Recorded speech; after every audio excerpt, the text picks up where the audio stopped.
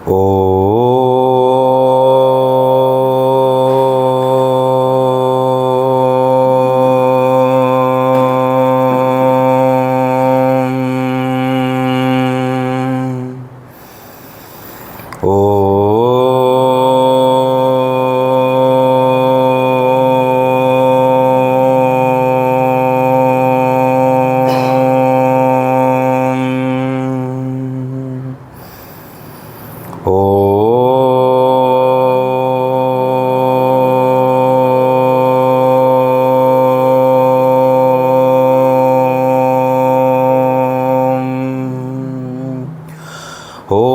श्री गणेशाय नमः। ओम श्री सरस्वत्यै नमः। ओम श्री गुरुभ्यो नमः। ओम समस्त जन कल्याणे निरतं करुणामयं नमामि चिन्मयं देवं सद्गुरुं ब्रह्मवेद्वरं सद्गुरुं ब्रह्मवेद्वरं। वक्रतुंड महाकाय सूर्यकोटि समप्रभ निर्विघ्नं कुरु मे देव सर्वकार्येषु सर्वदा। ओम भद्रं कर्णेभिः शृणुयाम देवाः भद्रं पश्येमाक्षभिर्यजत्राः स्थिरैरङ्गैस्तुष्टुवागुंसस्तनूभिः वशेम देवहितं यदायुः। स्वस्ति न इंद्रो विद्धश्रवाः स्वस्ति नः पूषा विश्ववेदाः स्वस्ति नस्ताक्ष्यो अरिष्टनेमिः स्वस्तिर्नो बृहस्पतिर्दधातु। ओम शांति शांति शांति।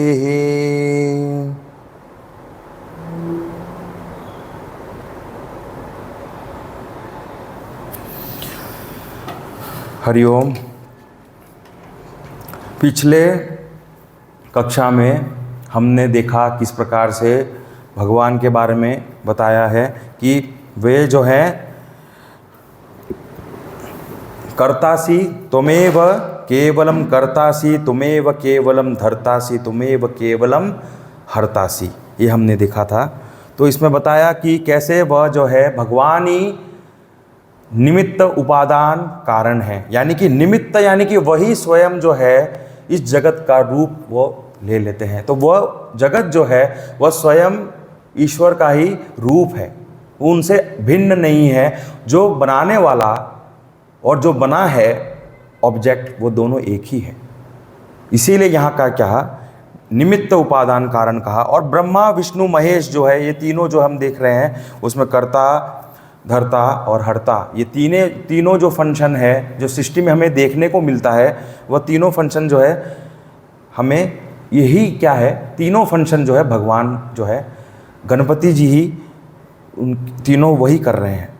फिर ब्रह्मा जी का स्वरूप हमने देखा कैसे करता है, करता यानी वह सब कुछ क्या करते हैं, क्रिएट करते हैं। उसके बाद विष्णु भगवान जो है वह स्वयं क्या करते हैं, सब कुछ जो बना है ब्रह्मा जी ने जो बनाया है उसको सुरक्षित रखना उनका कार्य है। यानी कि जितने जीव जंतु है, पशु है, trillions of trees, animals, plants, संसार कितना बड़ा है, सबको वो संभाल रहे हैं। कौन संभाल रहे हैं? विष्णु भगवान। यानी कि ये सभी गुण किन में है? हमारे गणपति जी में है। फिर क्या कहा कि खुद ही से वे क्या करते हैं, बनाते हैं और खुद ही स्वयं क्या करते हैं, मिटा भी देते हैं सभी चीज़ों को। यानी कि उनमें डिस्ट्रक्टिव जो पावर है वो भी है, क्षमताएं हैं। तो ये जो है, तो अब सोचेंगे कि नष्ट करने की क्या आवश्यकता है। देखा जाए तो नष्ट होता ही नहीं है, वो तो बस क्या है, व्यक्त से अव्यक्त हो जाता है और अव्यक्त से व्यक्त हो जाता है दोबारा से। यानी प्रलय हो जाता है फिर वापस से सृष्टि हो जाती है, वापस प्रलय हो जाता है, वापस सृष्टि हो जाती है। ये चक्र जो है वो चलता रहता है। अब पुराना को डिस्ट्रॉय किए बिना नया कैसे बन सकता है, इसलिए यह आवश्यक है कि डिस्ट्रॉय किया जाए। तो जगत के जो रूप है हम देख रहे हैं, ये सारा जगत वो है वो भगवान ही है, भगवान से भिन्न नहीं है। और वह जो आत्मा है, फिर हमने देखा आत्मा साक्षात ये त्वम साक्षादात्मासि नित्यम, ये भी हमने देखा। त्वमेव सर्वम खलविदम ब्रह्मासि, आपके अलावा ये जगत में जो कुछ भी है ब्रह्म के अलावा कुछ नहीं है। आप स्वरूप, आपका जो स्वरूप है वही ये जगत रूप है। तो हमें ऐसा हमने इसमें देखा। फिर आपका जो रूप है वह नित्य है, आप साक्षात आत्मा हो, और आपकी जो अनुभूति है वह कैसे हो सकता है, सिर्फ और सिर्फ अपरोक्ष के रूप में ही अनुभूति किया जा सकता है। इंद्रियों के माध्यम से हम उनको जान नहीं सकते। तो ये सब जो है हमको पिछले कक्षा में हमने देखा। अब ये जो है कौन देख कौन रहा है, प्रश्न ये उठता है। तो कह रहे हैं जिन्होंने भगवान को जाना, सीयर यानी कि दृष्टा। दृष्टा जो है, अब वह आगे कह रहे हैं दूसरे श्लोक जो है, दूसरे अनुवाक जो है हम देखेंगे उसको आज। ऋतम वच्मि, तो हम ऋतम वच्मि सत्यम वच्मि, तो ये दो जो है बताया है। किन्होंने बोला कि ये कि ऋतम वच्मि और सत्यम वच्मि, यानी कि ऋतम का अर्थ क्या है, जो ट्रुथ है वो ट्रुथ किस में बताया है, स्क्रिप्चर्स में। वह जो बताया है वह क्या है, मैं बोल रहा हूँ वो सच है, यानी कि मैं जो बोल रहा हूँ, जो स्क्रिप्चर्स में जो बताया है वह क्या है, सही है, वही सत्य है। फिर कहा सत्यम, यानी कि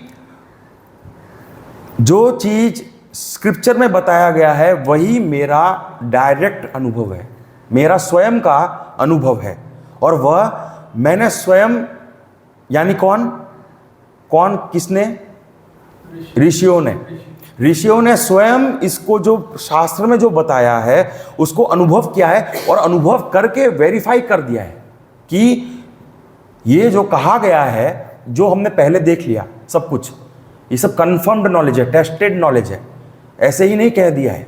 तो हम उसको आज समझेंगे इसमें क्या बताया।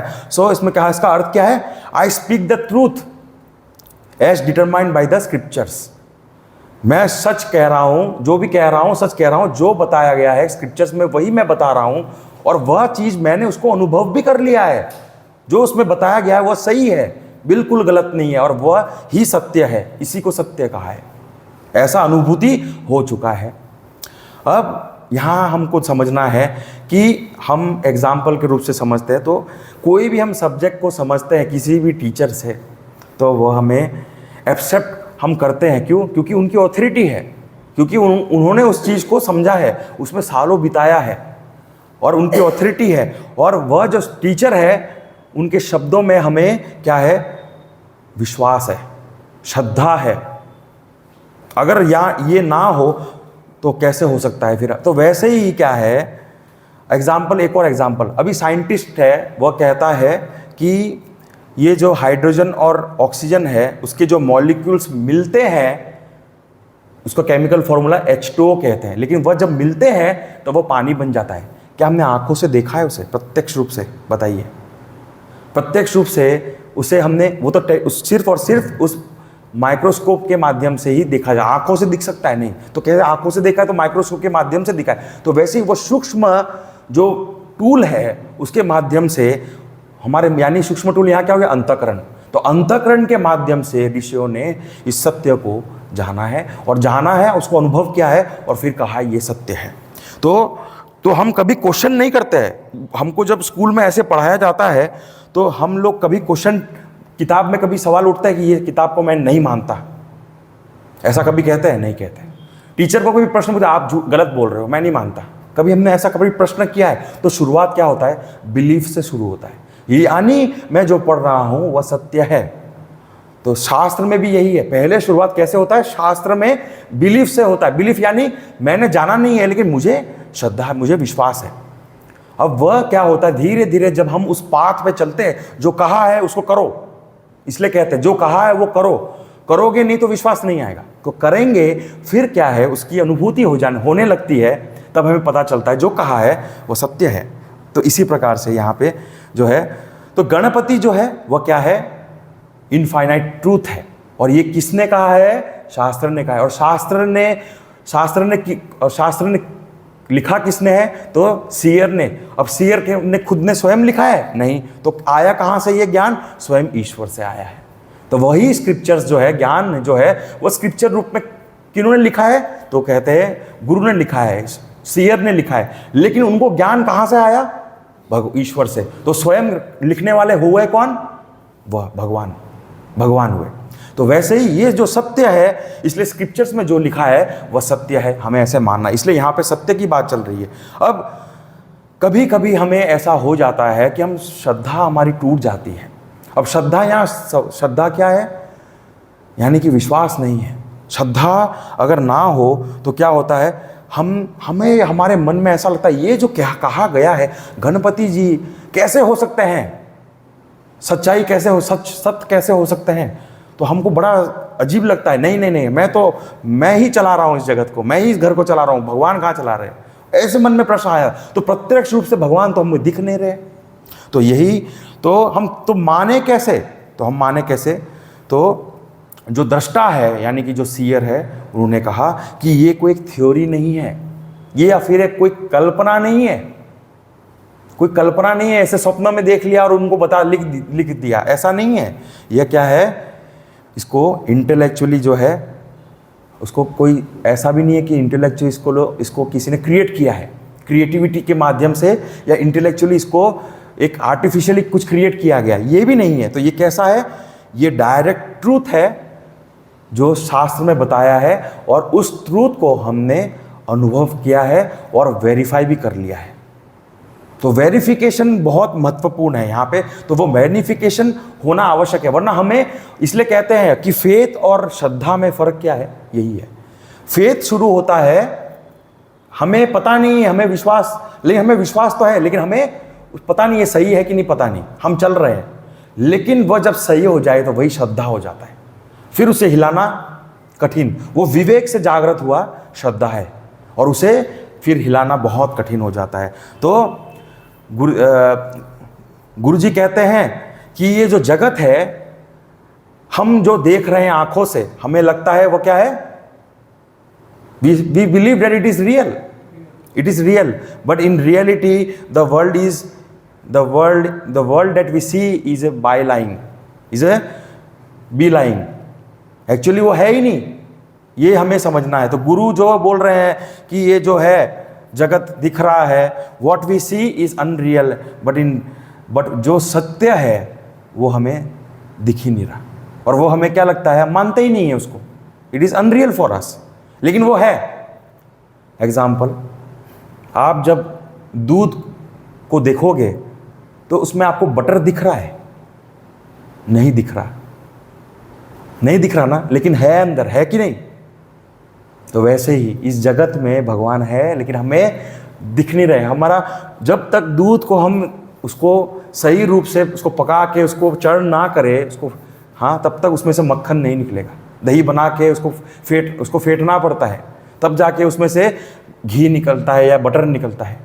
वैसे ही हमारे अंतःकरण में इस ज्ञान रूपी स्क्रिप्चर्स को जब तक हम उससे मनन ना करें, चिंतन ना करें, उसको बार बार विचार ना करें, वही क्या है? मंथन है। और वह जब मंथन हो जाता है तो क्या हो जाता है? वह आत्मा जो है, भगवान जो है, हमें दिख जाते हैं, उसकी अनुभूति हमें हो जाती है। तो यहाँ पे वही कह रहे हैं। तो जस्ट बी, तो यहाँ पे हमारे को कुछ बनना नहीं है। शास्त्र में जो है ना बहुत कुछ चीज़ें ऐसे बताए बनना है, लेकिन असल में जो ज्ञान जो है ना वो क्या है? Just be. जो बनने की ज़रूरत नहीं है, बिकॉज हम तो ऑलरेडी हैं। हम तो ऑलरेडी क्या है? हमारा स्वरूप जो है वो तो आत्मा ही है, नित्य रूप से। बस खाली क्या करना है? उस आवरण को हटा देना है, उस अज्ञान को हटा देना है, या कह सकते हैं हमारे भगवान के प्रति आसक्ति बढ़ जानी चाहिए, ना कि जगत के प्रति, ना कि विषयों के प्रति। तब तक ये क्या है? नहीं हो पाएगा। तो ट्रूथ जो है वो क्या है? बहुत ही सटल है। क्या है? बहुत ही सटल है, और उसको समझना बहुत क्या है? कठिन है, बहुत कठिन है। और इसीलिए क्या है, हम जब जगत को देखते हैं तो हमें ऐसा लगता है कि ये जगत ही सत्य लग रहा है मुझे। तो भगवान कैसे है? मैं तो मान ही नहीं रहा, क्योंकि हमारी जो अनुभूति है जीवन की वो बिल्कुल क्या है? विरोध है। जो इसमें बताया गया है वो बिल्कुल उल्टा है उसका, क्योंकि हम तो जगत को सत्य के रूप में देख रहे हैं। क्यों? क्योंकि हमें ऐसा लग रहा है यही है जगत, और यही संसार है, मेरा घर है, मेरा परिवार है, मेरा सब कुछ है। तो ये जो है ऐसा कह रहे हैं। तो यहाँ कहा है अफर्मेशन ऑफ द गुरु। यहाँ पे क्या है? एफर्मेशन है, गुरु का एफर्मेशन है, यानी कि उन्होंने कह दिया है। क्या कहा है? कि ये जो सत्य है वही सत्य, ये जो भगवान है वही सत्य है, और उसको सिर्फ और सिर्फ कैसे है? ज्ञान के माध्यम से, उनके स्वरूप के माध्यम से जान के ही रियलाइज़ किया जा सकता है, और रियलाइज़ करके ही क्या है? डायरेक्टली इसको एक्सपीरियंस किया जा सकता है। और यही क्या है? सत्य है। एक्सपीरियंस करके बता रहे हैं यहाँ पे, ऐसे भी नहीं कह रहे। तो रितम का अर्थ क्या है? रितम का अर्थ देखें तो कंसेप्ट, थ्योरी है। और जो है सत्य का मतलब क्या है? Practical application in our lifes. तो रितम यानी कि पहले कुछ भी हम करते तो हमको पहले थ्योरी चाहिए। बिना समझे हम कैसे करेंगे उसको? प्रैक्टिकल कैसे करेंगे? तो थ्योरी हमें समझना आवश्यक है, फिर ही क्या है उसको अनुभव कर सकते हैं, फिर ही उसको क्या है? अप्लाई कर सकते हैं। एग्जाम्पल के रूप में अगर देखें तो आर्ट, तो आर्ट में है ना कैरिकेचर डिज़ाइन है, पोर्ट्रेट है, लैंडस्केप है, अनेक प्रकार के क्या है अलग अलग जो है तरीके हैं बनाने के। तो उसमें भी हमें क्या करना पड़ता है? हम ड्रॉ करने को अगर बैठते हैं तो हम जब किसी का शरीर देखते हैं ड्रॉ करने के लिए, तो किसी का सिर जो है वह 4 टाइम्स, जो उसका जो बॉडी है 4 टाइम्स द हेड है। किसी का 7 टाइम्स भी हो सकता है, किसी का 5 टाइम्स भी हो सकता है। सो वो जो है ये सारी चीज़ें क्या है? प्रैक्टिकली अप्लाई करना है। हमने थ्योरी तो समझ लिया कि कैसे किस प्रकार का अलग अलग प्रकार का ड्राइंग आर्ट होता है, लेकिन उस जब प्रैक्टिकली ड्रॉ करने के लिए बैठ जाते हैं ना, तब हमें ये सब कुछ ध्यान रखना पड़ता है। नहीं तो हम क्या कभी छोटा बना देते हैं, कभी बड़ा बना देते हैं।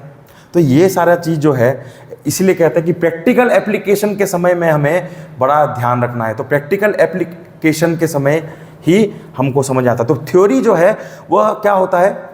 एक थ्योरी होता है जो वेदों में बताया गया है, जो कि प्रमाण है, यानी कि जो भी कहा है वह सत्य है और सही है। लेकिन कुछ क्या होता है? एक थ्योरी ऐसे भी होते हैं जो हमारा खुद का स्वयं का इंटरप्रिटेशन होता है, जो हम अपने स्वयं क्या करते हैं? अपने आधार पे, अपने जीवन के एक सीमित अनुभव के आधार पे हम क्या करते हैं? उसको अपना लेते हैं, और वही थ्योरी हमको लगता है सही है। लेकिन जो स्क्रिप्चर्स में बताया है वो तो कुछ और ही है। तो ये थ्योरी, 2 प्रकार की जो थ्योरी है वो होते हैं। लेकिन असल में जो थ्योरी है वो क्या है? यहाँ पे वेदों में बताया है। असल में जो जीने का जो सही तरीका है, जीने का जो सही वे है, वह किस में बताया है? वेदों में बताया है। और हमको उसको पालन करना है। तभी क्या कर सकते हैं? हम उसको जब समझेंगे, वेदों का जो ज्ञान है उसको जब समझेंगे, तभी हम उसको प्रैक्टिकली अप्लाई कर पाएंगे। और जब हम उसको प्रैक्टिकली अप्लाई करेंगे तभी उसका डायरेक्टली अनुभव हो पाएगा।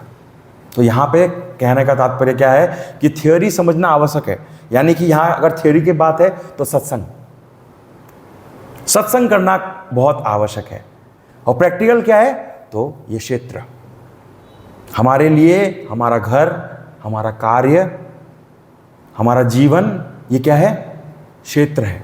और ये हमें अनुभूति कराने के लिए ही है कि हमारे अंदर जो भगवान है उसको हम अनुभव कर ले, हमारे गणपति अंदर जो है हम उसको अनुभव कर ले। तो प्रैक्टिकली कैसे? जो थ्योरी बताई गई है उसमें, वह थ्योरी को जब हम प्रैक्टिकली उसको देखते हैं तब हमें पता चलता है कि जो जो चीज़ें उसमें बताई गई हैं वह सब सही है। प्रैक्टिकली जब हम करते हैं ना, तभी हमें अनुभव होता है कि वह जो जो चीज़ बताई है वह सही है। तभी क्या होता है? वैलिडेशन होता है। वैलिडेशन होता है। और कहते हैं ना मैथ्स में जब हम कोई इक्वेशन को सॉल्व करते हैं, लास्ट में क्या a = b करना हो तो हैंड्स प्रूव्ड लिख देते हैं लास्ट में, हैंड्स प्रूव्ड। यानी इन्होंने जो है सीयर ने क्या किया, यानी कि जो दृष्टा है, यानी कि जो ऋषि मुनि है, दृष्टा यानी ऋषि मुनियों ने इन सब चीज़ों को पढ़ा है और उसको जाना है और उसको अनुभव भी किया है, और वह जो है सत्य है। ऐसा बिल्कुल कोई डाउट करने की ज़रूरत ही नहीं है, बिल्कुल इसमें कोई डाउट नहीं होना चाहिए।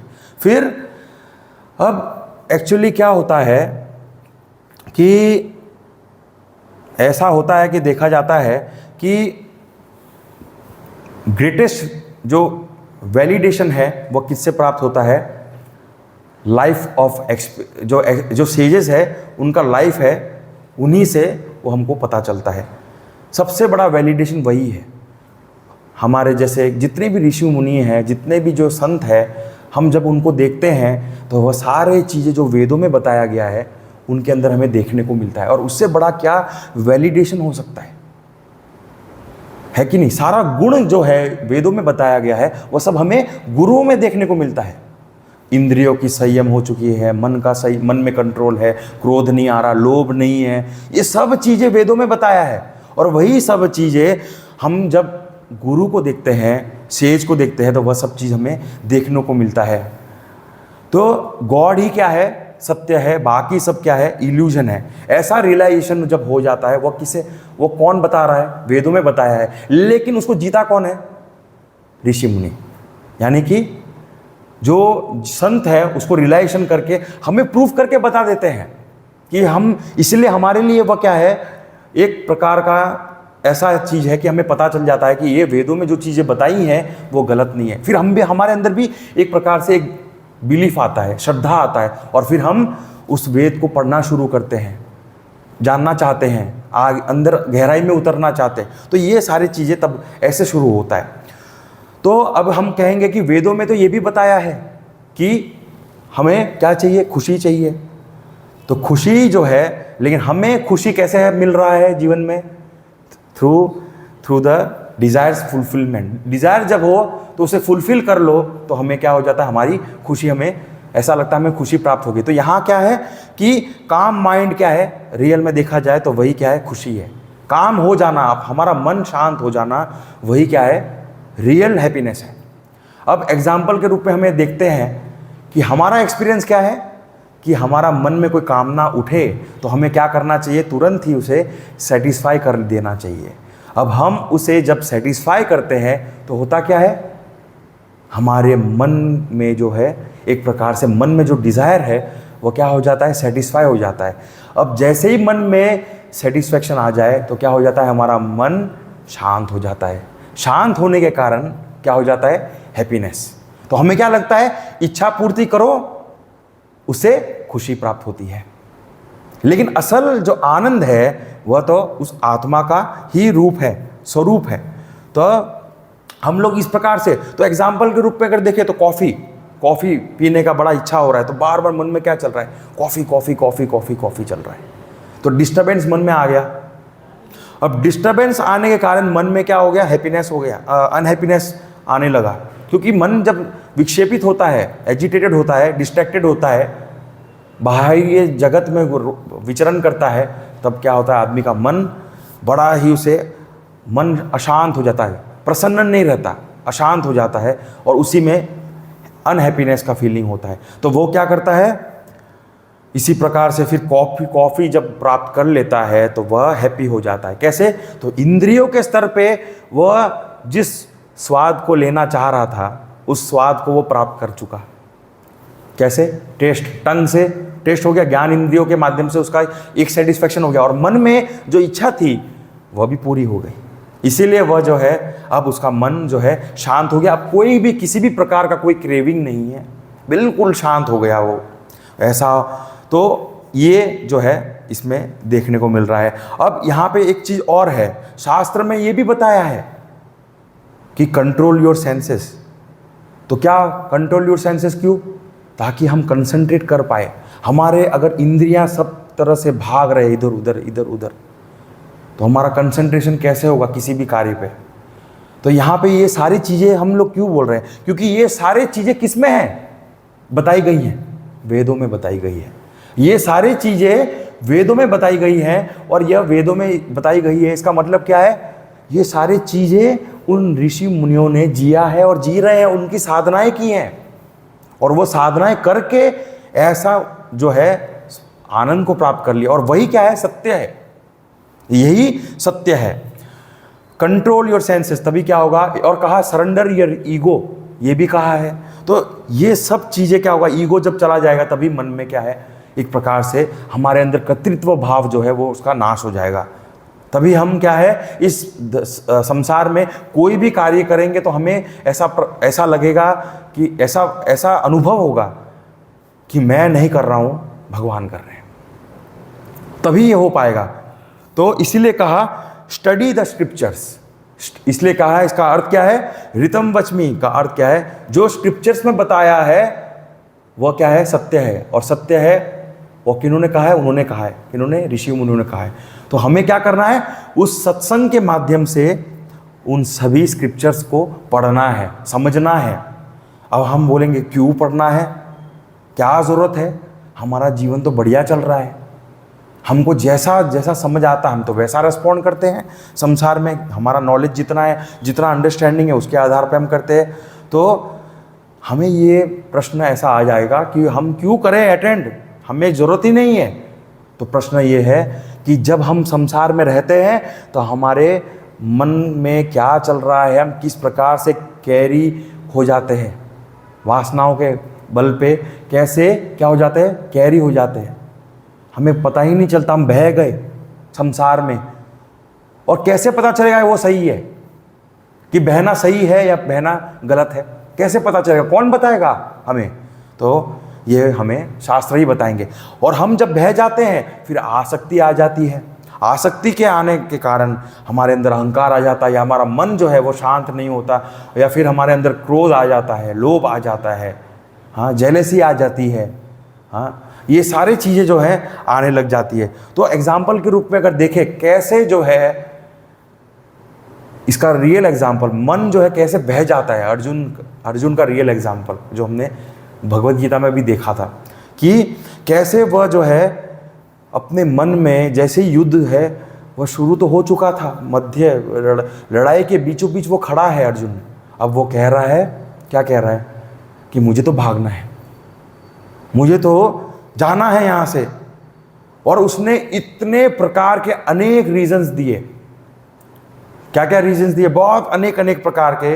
He got carried away that time, why, because he forgot, भूल गए स्क्रिप्चर्स में क्या है। क्योंकि मन जो है वह मन के आधार पे, वासनाओं के आधार पे क्या सही है और क्या गलत है, वो उसका पहचान वो खो दिया उन्होंने। तो इस प्रकार से तो उन्होंने क्या क्या एग्जाम्पल्स दिए, उन्होंने क्या क्या बताया, कहा कि अगर मैं लड़ूंगा तो क्या हो जाएगा, हमारे पितरों का नाश हो जाएगा, हमारे कितने सारे लोग हैं, जेंडर्स है, सिर्फ और सिर्फ जो जेंडर इनइक्वालिटी बढ़ जाएगी। और फिर कहा कल्चर जो है वो नाश हो जाएगा, क्योंकि पूर्वज जो जन्म, जो पीढ़ी दर पीढ़ी जो चल रहा था, वह सभी का इतने, उन लोगों ने इतनी कुछ तपस्या की करके यहाँ तक पहुँचे हैं, इतना इवोल्यूशन हुआ है, इतना सब कुछ डेवलपमेंट हुआ है, सब कुछ ख़त्म हो जाएगा। तो ये क्या है, लड़ाई नहीं करो इसीलिए, क्योंकि ये सब नुकसान हो जाएगा, पितृ का दोष लग जाएगा, पितृ सब, क्योंकि वहाँ पे लड़ाई में तो बहुत लोग मरने वाले हैं ना। तो इसीलिए कहा, फिर कहा कि अहिंसा का जो है, अहिंसा हमको फॉलो करना चाहिए, यहाँ अहिंसा का उल्लंघन हो रहा है। तो ऐसे ऐसे अनेक जो है क्या किए, एग्जाम्पल्स देने लग गए। शास्त्र नहीं, जब भूल जाते हैं तो ऐसे हो जाती है हमारी हालत। जो सत्य है उसको अगर हम नहीं पहचान पाते तो हम भूल जाते हैं। लेकिन जब कृष्ण भगवान ने उनको देखा, उनकी स्थिति को देखा, तो उन्होंने कहा कि drop your weakness, drop the weakness of your heart, अभी के अभी get up and do your duty. Duty से बड़ा कुछ नहीं है। अब क्या हो गया, जो सही लग रहा था, जो सही है वो गलत, वो नहीं करना चाह रहे थे, और जो गलत है वो करना चाह रहे थे। तो ये क्या है, बुद्धि क्या हो गई, चली गई। कैसे, स्क्रिप्चर्स का ज्ञान चला गया। स्क्रिप्चर्स में जो जो चीज बताई है वो सब चला गया, और वही ज्ञान जो है इन सब में बताया है कि ये ज्ञान तुमको बहुत आवश्यक है। ये स्क्रिप्चर्स को नहीं पढ़ोगे तो तुम उस सत्य को अनुभव कैसे करोगे, उस ट्रूथ को जानोगे कैसे। तो यहां पे वही बता रहे हैं। तो understand the scriptures, it is very very important. हमको क्या करना है, स्क्रिप्चर्स को बहुत समझना है, नहीं तो हम अपने अहंकार के माध्यम से जीवन जिएंगे। और अहंकार के माध्यम से अगर जीवन जिएंगे तो शुरुआत में तो बड़ा आनंद प्राप्त हो सकता है क्षणिक भर, लेकिन अंत में क्या होता है, नाश होता है। तो अहंकार से जीना हमें छोड़ना है। और जीना कैसे है, तो कहा शास्त्र युक्त जीवन जीना है। और शास्त्र युक्त जीवन क्यों जीना है, क्योंकि ऋषियों ने उसको जी लिया है और वो उसको जानते हैं, अच्छे से जानते हैं। तो हमारे शास्त्र हमें क्या सिखा रहे हैं, हमारे स्टैंडर्ड को बढ़ाने के लिए बता रहे हैं। हमारे स्टैंडर्ड ऑफ लिविंग को बढ़ाने के लिए, स्टैंडर्ड ऑफ लाइफ जो है उसको बढ़ाना चाहते हैं। तो वह जो है उसके लिए हमें कैसे पता चलेगा कि हम सही कर रहे हैं गलत कर रहे हैं? तो हमारे पास एक बेंचमार्क होना चाहिए, यानी कि हम किसी से कंपेयर कर सके ना। शास्त्र से ही कंपेयर किया जा सकता है कि हम सही डायरेक्शन में है या नहीं है। वो कैसे पता चलेगा? शास्त्र से ही पता चलेगा। हम अगर कहीं भटक गए तो हमें कौन बताएगा? शास्त्र बताएंगे कि यहाँ मत जाओ, उधर जाओ, सीधा जाओ, इधर भी नहीं जाना, इधर भी नहीं जाना, इधर जाओ, सीधा जाओ। तो ये सारी चीज़ें जो है हमें कौन बताएगा? शास्त्र बताएंगे। और वो शास्त्र इसलिए ऋतम वचमी कहा, ऋतम वचमी।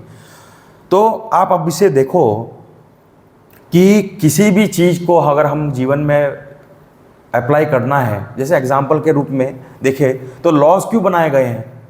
लॉज क्यों बनाए हैं? ताकि हम क्या सही है, क्या लीगल है, क्या इलीगल है, क्या पनिशेबल है, क्या नॉन पनिशेबल है, क्या क्रिमिनल है और क्या नॉन क्रिमिनल है, ये सभी चीज़ें हमें लॉ से पता चलता है। तो वैसे ही वेदों से हमें क्या पता चलता है कि हमें क्या करना है और क्या नहीं करना है। और दूसरी बात, एक चीज़ वेदों में ये भी बताया है कि व्हाट वाज राइट अर्लियर, अब क्या हो गया? वो चेंज हो गया है। पहले वो राइट था मेरे लिए, लेकिन अभी मेरे लिए बदल गया। जैसे कि एग्जाम्पल में हमारे आश्रम जो है, हम जब ब्रह्मचारी थे तो उस समय हमें क्या करना है? सिर्फ और सिर्फ पढ़ाई में ध्यान देना है, वही हमारा रोल है। लेकिन जैसे ही हम जब गृहस्थ में चले जाते हैं, पढ़ने की उम्र गई, अब क्या करना है? कर्तव्य कर्म करना है, सेवा करना है, परिवार को पालन पोषण करना है, समाज का कुछ कल्याण करना है, देश के लिए कुछ करना है। गोल बदल गए। तो जो पहले बताया गया था अब बदल गया। वानप्रस्थ में अलग हो जाता है, फिर संन्यास जो है आश्रम, उसमें और कुछ और हो जाता है, तो बदल जाता है। तो ये जो है बदलते रहता है। तो इसको एक एग्जाम्पल से हम देखें तो वेदों में भी क्या है? ऐसा ही है। हम कभी कभी क्या करते हैं? उसको पकड़ के रखते हैं जो पहले हमने पढ़ा है। वो इनिशियल स्टेज की पढ़ाई है। इनिशियल स्टेज की जो पढ़ाई है वह हम उसको अप्लाई हम बाद में नहीं कर सकते। उसके लिए हमारा अलग अलग, इसलिए हम लोग उसको डिवाइड करके रखा हुआ है। सभी चीज़ों को डिवाइड करने का कारण यही है। तो वैसे ही एग्जाम्पल देखे तो स्टीवन हॉकिंस जो थे, उन्होंने क्या किया था? स्टीवन हॉकिंस आप जानते होंगे, बहुत बड़े साइंटिस्ट थे। तो उन्होंने क्या किया? उन्होंने रिसर्च किया था यूनिवर्स इज़ नॉट बिगिनिंगलेस, यानी कि उनके हिसाब से क्या है? Universe has a beginning. Universe क्या है? उसका एक बिगिनिंग है और उसका अंत है। उन्होंने क्या किया? पीएचडी किया उसमें, और फिर उन्हीं के रिसर्च, इसी रिसर्च पे उनको पीएचडी की जो डॉक्टरेट है वो प्राप्त हुआ। लेकिन उन्होंने फिर जब आगे और रिसर्च किया गहरे से, तो क्या हो गया? उन्होंने जिस बलबूते पे पीएचडी हासिल की उसका थ्योरी क्या था? Universe has a beginning. उसी को फिर क्या किया? उन्होंने खंडित कर दिया। यानी कि जिस बलबूते पे उनको पीएचडी मिला, वो थ्योरी जो था वो थ्योरी ही गलत थी। अब वह थ्योरी को वो आगे बढ़ रहे हैं तो उनको पता चला कि ये जो सृष्टि है उसका जो शुरुआत है वो तो क्या है? पता ही नहीं है। इट इज़ बिगिनलेस, मतलब पता ही नहीं कब इसका जन्म हुआ और कब इसका अंत हुआ, और वो तो नित्य रूप से चलता रहता है। तो कब हुआ पता ही नहीं, कह नहीं सकते। तो ये जो है, इसलिए कहते हैं कि स्क्रिप्चर्स में दो पोर्शंस है हमारे, एक है श्रुति और एक है स्मृति। यानी कि एक श्रुति में क्या है? टाइम टेस्टेड इटर्नल नॉलेज है, टाइम टेस्टेड इटर्नल नॉलेज। और स्मृति क्या है? वही नॉलेज क्या है? धीरे धीरे अलग अलग जो युग हैं, अलग अलग जो अवतार हैं, उस समय के हिसाब से क्या है, उसमें थोड़ा सा एडेप्टेशन कर देते हैं, चेंज ला देते हैं। अब स्मृति में थोड़ा सा क्या करते हैं? बदलाव ला देते हैं। क्यों? क्योंकि अभी सोसाइटी पहले की तरह नहीं रही। 1000 साल पहले क्या कैसी सोसाइटी थी और आज सोसाइटी कैसे है, तो आज का इसी ज्ञान को हम कैसे उसको अप्लाई करेंगे प्रैक्टिकली, उसमें थोड़ा सा बदलाव हल्का सा आ जाता है। उसी को क्या कहते हैं? स्मृति। तो श्रुति जो है बेसिक प्रिंसिपल कभी बदलेगी नहीं, लेकिन उसको जब हम जीते हैं ना तो उसमें थोड़ा सा बदलाव आ जाता है। वही क्या है? श्रुति। तो श्रुति में भी देखिए मनुष्य जो है स्मृति जो है, स्मृति कहते हैं, उसे क्या कहते हैं? स्मृति कहते हैं। तो स्मृति जो है अनेक प्रकार के लोगों ने बहुत कुछ लिखा, मनुस्मृति लिखा, याज्ञवल्क्य की स्मृति है, हाँ, तो ऐसे बहुत से हैं जो लिखे हैं। और भगवत गीता जो है वह भी स्मृति में आती है, क्योंकि 5000 साल पहले जो है उसको लिखा गया था उस समय के अनुसार। तो आज जो है उसका एप्लीकेशन क्या है, उसके अंदर एप्लीकेशन क्या है, एडेप्टिबिलिटी आ गया है, चेंजेस आ गए अपने नए सिचुएशन के हिसाब से। तो ऐसा है कि स्क्रिप्चर्स का हमने वैल्यू देखा, तो बहुत से लोग ऐसे भी हैं जो नहीं समझना चाहते, वो बोलते हैं कि ये 1000 साल पुराना है, 1000 साल पुराना है, हजारों सालों पुराना है। अब कह रहे हैं कि इसका जो ये सही है या नहीं है, या फिर उन लोगों ने कभी भी है ना किसी भी स्क्रिप्चर को ना गहरे से अध्ययन किया है और ना कभी किसी गुरु को उस प्रकार से देखा है, जांचा है।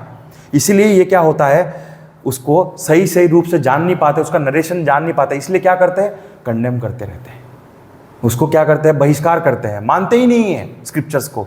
तो यह इसमें जो है ऋतम वचमी और सत्यम वचमी में हमें पता चला कि जो भी ज्ञान जो हमें प्राप्त हुआ है वो स्क्रिप्चर्स में जो लिखा गया है वो दृष्टा उनके कौन है, तो जो है ऋषि मुनियों ने देखा है। और वह कैसे है, टेस्टेड है, time tested, it is also practically applied, उन्होंने उसको जिया है, अनुभव किया है, और वह हमारे लिए सत्य है। और वही क्या है, सत्य है, और उसी को हमको करना है, जीना है। हाँ, तो अब हम अगला जो है उसको देखते हैं।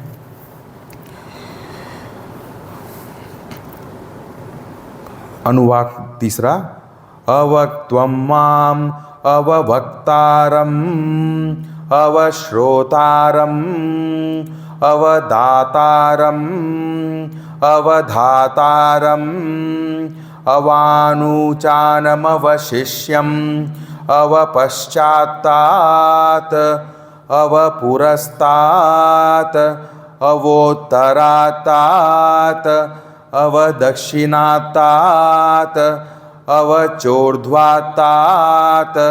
अवाधरातात सर्वतो मां पाहि पाहि समन्तात।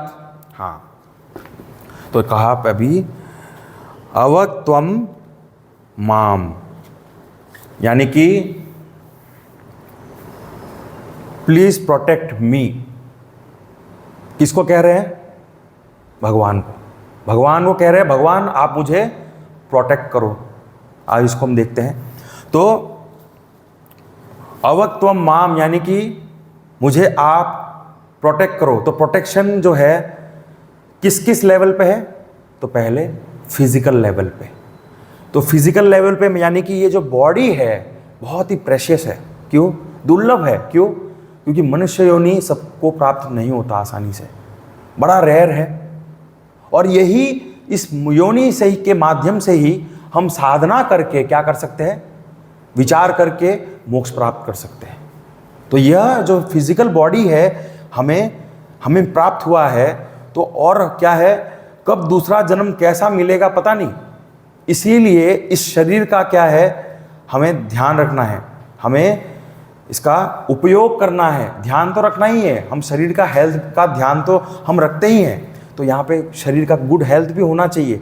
शरीर अगर हेल्थ अच्छा ना हो तो क्या आदमी विचार कर सकता है, उसका सारा ध्यान कहाँ चला जाएगा, शरीर पे चला जाएगा, उसके पेन में चला जाएगा, उसके दर्द में चला जाएगा, वो बस उसी के बारे में चिंतन करेगा, तो वो नहीं हो पाएगा। इसीलिए यहाँ पे क्या कहा कि ऐसा जो है उसको करना है, तो करते रहना है।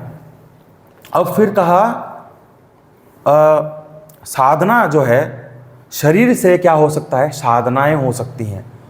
बिना शरीर के साधनाएं कैसे होंगी, क्योंकि शरीर में ही अंतःकरण जो है हमें अनुभव किया जा सकता है। बिना शरीर के अंतःकरण क्या होता है, उसकी उपयोगिता हम नहीं कर पाएंगे, और जीवन को हम देख भी नहीं पाएंगे, उसको भोग भी नहीं पाएंगे। और जीवन को भोग ही नहीं पाएंगे तो उसमें से वैराग्य कैसे आएगा।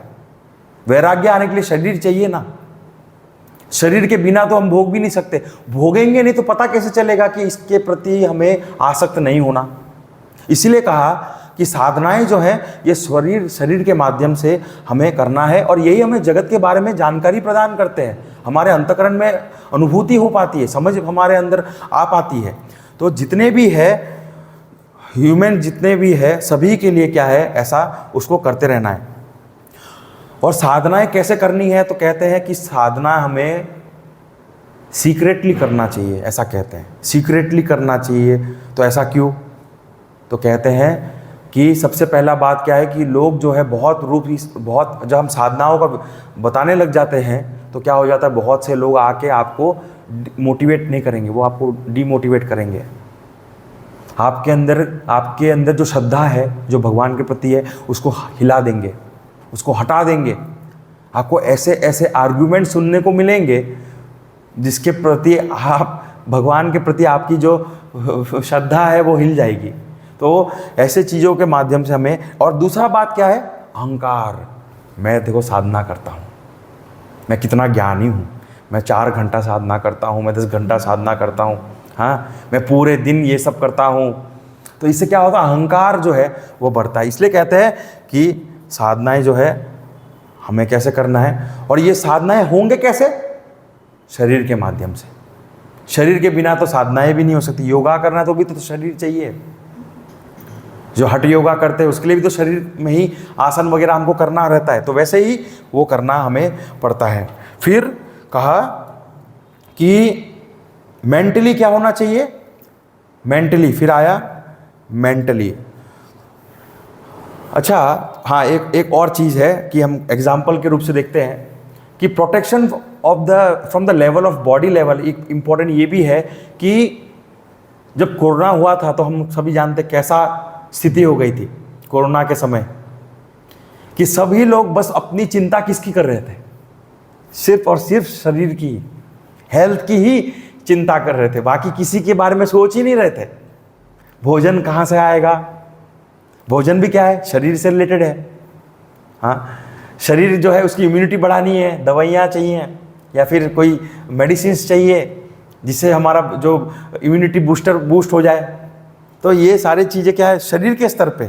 फिर मेंटल जो है, मेंटल प्रोटेक्शन चाहिए। भगवान को कह रहे हैं मेंटल प्रोटेक्शन चाहिए। अब यहाँ एक बड़ा हमें समझना है कि यहाँ पे ये जो पैराग्राफ है ना, ये जो पूरा पैराग्राफ क्या है, हमें डिफ़िकल्ट टाइम्स जब होता है ना हमारे जीवन में, तब हमें इसका क्या करना है, जितना हो सके इसे चैंट करना है। क्यों? क्योंकि ये सभी प्रोटेक्शन के रिलेटेड ही है। इसमें क्या है, ऐसा चीज़ छोड़ा, एक भी चीज़ नहीं छोड़ा है जिसको हम प्रोटेक्ट नहीं करना चाहते। सभी चीज़ों को प्रोटेक्ट करना चाह रहे हैं। It is a holistic approach, सब चीज़ कवर किया हुआ है इसमें। जब हम बहुत ज़्यादा, हमारा जो क्या है स्ट्रेंथ हमें चाहिए हो, भगवान का कृपा चाहिए हो, और हमें बहुत ज़्यादा प्रोटेक्शन चाहिए हो, हमें रक्षा करना, भगवान को हम कह रहे हैं कि हमारी रक्षा करो आप, ऐसा जब कह रहे हैं, तब ये मंत्र को क्या करना है, बार बार रिपीट कर सकते हैं। 10 दिशाओं से जो प्रॉब्लम्स आने वाले हैं उन सभी का समाधान इससे हो जाएगा। ये भी इसमें क्या है बताया है। तो हॉलिस्टिक क्या है, एक अप्रोच है। अब हम देख रहे हैं कि मेंटल जो है, मेंटल रूप से क्या सिक्योरिटी प्रोटेक्शन हमें, हमारी रक्षा हमें करना है। तो मेंटल रूप से है, कहते हैं कि मन में जो चिंता है, एंजाइटी है, नर्वसनेस है, और आजकल तो बहुत डिप्रेशन में लोग बहुत जा रहे हैं, ये सभी क्या है, मेंटल। तो भगवान को हम कह रहे हैं कि भगवान ये सारी चीज़ों जो है आप इसको हटाओ, मुझे इन सभी चीज़ों से आप बचाओ।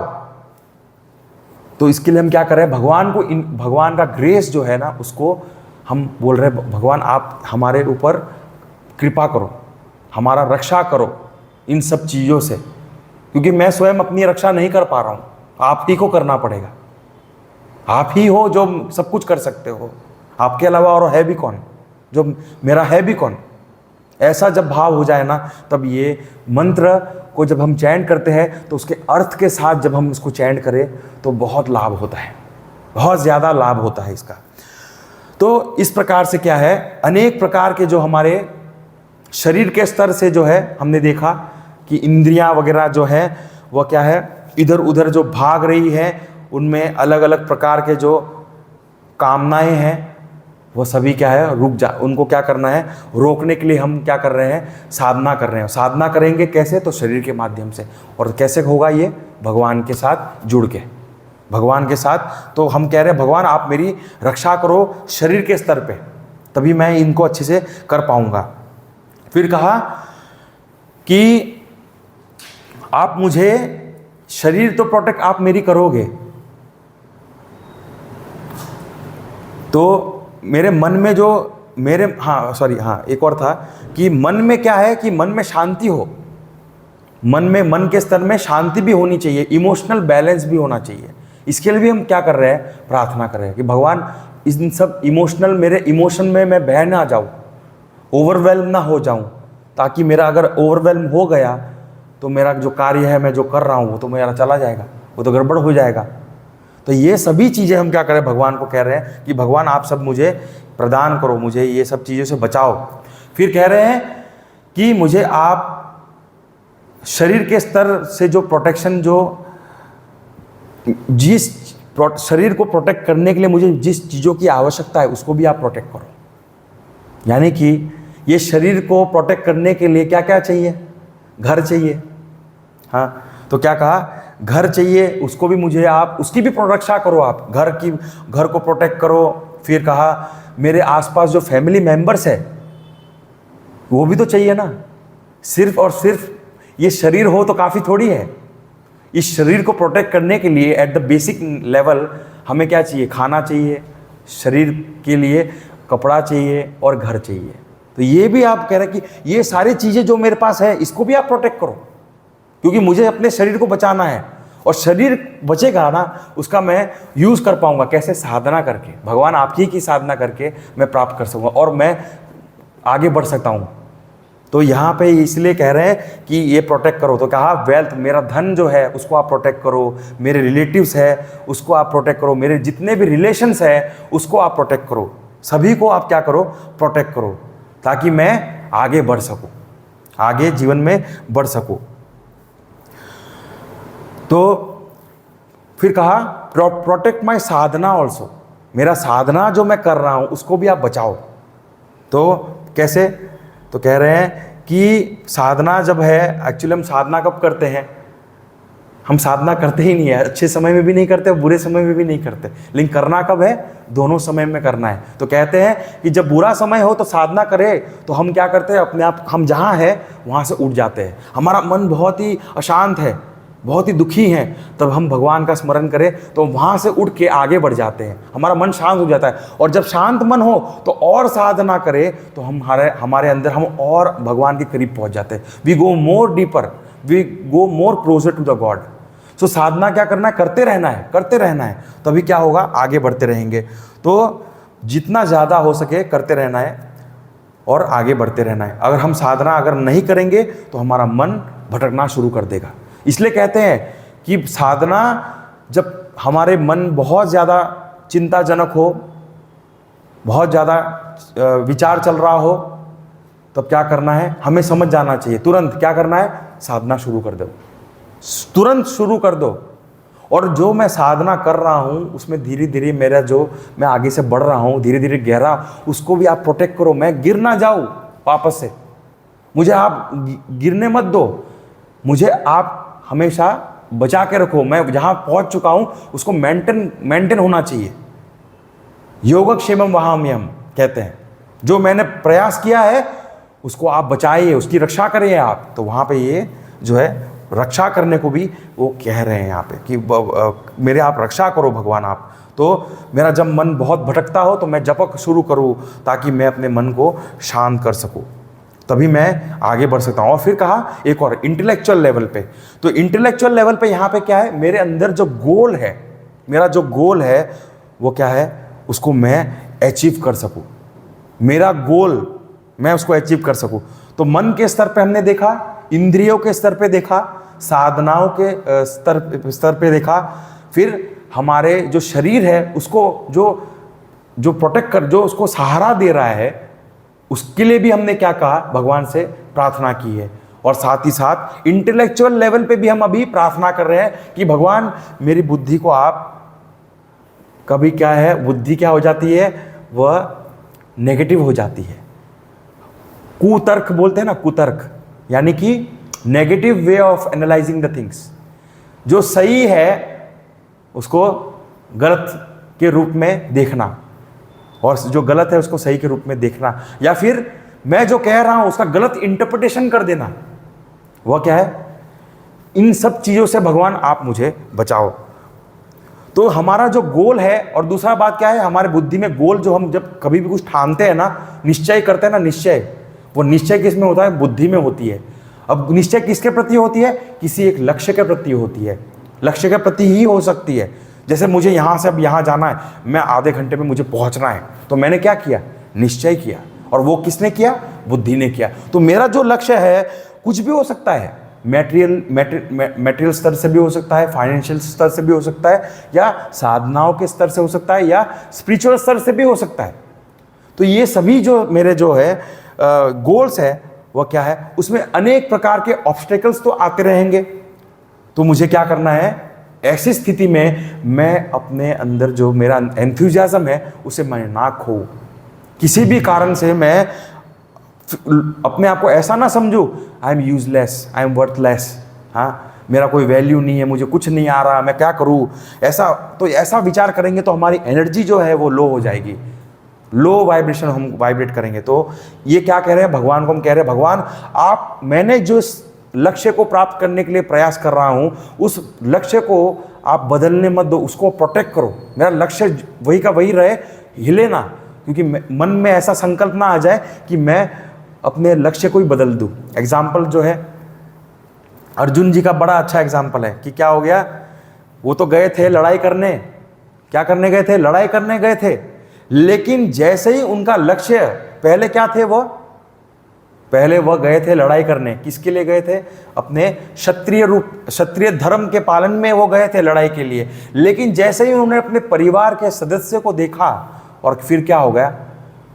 उनका लक्ष्य जो था, जो लड़ाई था, वो छूट गया। अब क्या करने लगे?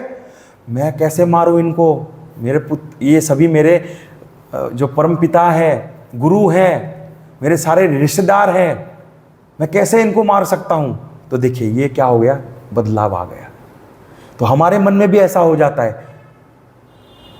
एक जज हो, अगर सपोज एक जज हो जिसका पुत्र ही उस केस में वो आया हो वहां पे, तो उसके पिताजी क्या करेंगे? उसका बुद्धि हर जाएगा, हर लेगा वो इमोशनली वो क्या हो जाएगा? काम करने लगेगा। लेकिन उसका जो सही है वो छोड़ देगा, क्योंकि उसका पुत्र खड़ा है वहां पे। तो वो पता है, उसको पता चल जाएगा कि ये गलत इसने किया है, इसकी सजा मिलनी चाहिए। लेकिन वो क्या करेगा? इमोशंस में आ गया। यहाँ पे वही है। तो हमें हमारा गोल जो है, लक्ष्य है, जो हमारा कर्तव्य है, जो हमको करना चाहिए, जिस समय हमें जो करना है वो हमें जब करना चाहिए, उस समय हमारा आप प्रोटेक्ट करो। मैं अपने कर्तव्य से छूट ना जाऊँ, मेरे लक्ष्य से मैं मुड़ ना जाऊँ, बह ना जाऊँ। तो यहाँ पे ऐसा हम कह रहे हैं, प्रोटेक्ट, मेरा जो गोल है उसको आप प्रोटेक्ट करें, और तभी मैं आगे बढ़ सकता हूँ। और क्या, और यहाँ पे क्या है, कोई भी गोल है वो छोटा नहीं होता, गोल होता है।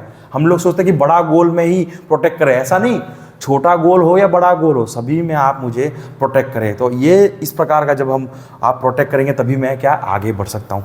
फिर जो है अगला जो है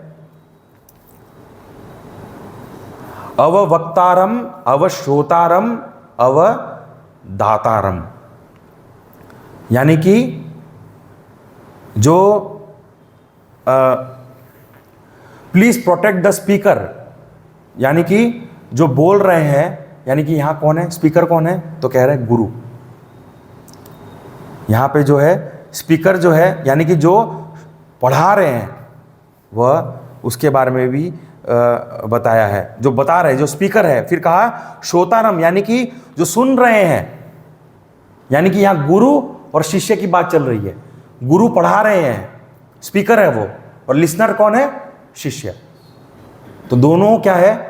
उन दोनों को प्रोटेक्ट करें। और साथ ही कहा the donor and the supporter, donor को भी आप प्रोटेक्ट करें, और सपोर्टर यानी कि नरिशर, जो नरिश कर रहा है, उसको भी आप प्रोटेक्ट करें। तो उसको हम क्या है, अगले कक्षा में इसको हम देखेंगे।